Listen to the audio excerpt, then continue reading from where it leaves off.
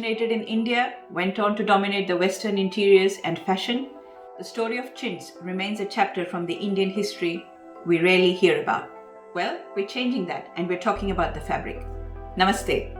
My name is Mitra and I welcome you to Tejomay Bharat, the dazzling India.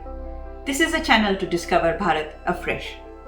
Now, my commitment to you is that you'll leave here with facts, resources, and information that will give you a new view and a new perspective of looking at our grand civilization.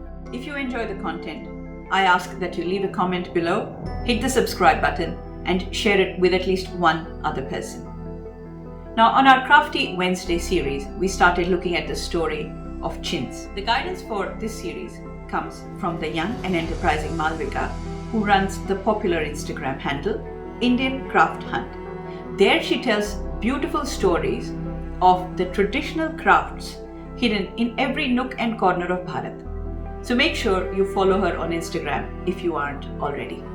Now, coming back to the fabric that sparked a revolution in global fashion, Chintz, we've already seen the complex production process that made it so luxurious and desirable, and we've also looked at how the demand for Chintz had a significant impact on trade.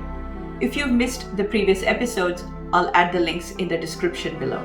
Today, we're going to see how Europe finally got its hands on the secret of making chintz. Now, we already know that after Vasco da Gama reached Calicut in 1498, only then did the fabric become known in Europe. By 1650, there were about 1 million pieces of chintz being imported into England each year, and a similar quantity was going to France and the Dutch Republic. So if everything was going so swimmingly well, why did the French and the English ban the use of this fabric? And how did they get their hands on the secret of making this fabric themselves? You see, the English and the French were concerned that this was having a huge impact on the local garment industry, especially the wool.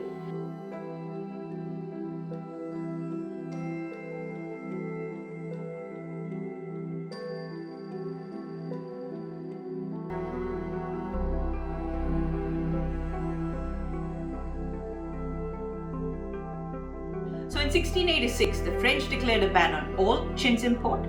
England followed suit, and in 1720, England's Parliament enacted a law that specifically forbade the use of chintz in everything from apparel, bed and chair, linen, cushion, or in the use of any household furniture. So even though chintz was outlawed, there was a loophole in the legislation. The Code of Versailles was outside the law, so the fashionable and the young courtiers continued wearing chintz. Sneaky. Now, the Indian master craftsmen and the dyers had for centuries kept the secret of how to create colourful patterns.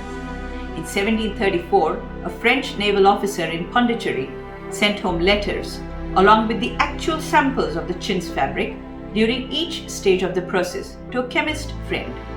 There he detailed the dyeing process of the cotton chintz.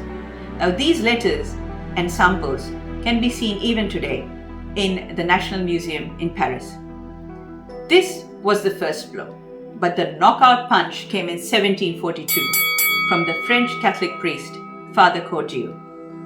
Well known are the horrors of conversions in India. Some Hindu craftspeople who had converted to Christianity were betrayed by Father Coeurdoux in the earliest act of industrial espionage.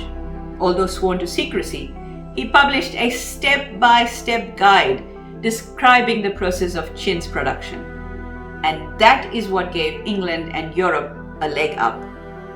Now, in the next episode, we'll look at what actually happened after Europe stole our secrets. It's unfortunately a story that will break our hearts. If you've derived value from this research, please make sure you leave us a comment below and share it with at least one other person. Because these are our stories in our voices. Let's own it, wear it, be unapologetic. Thank you.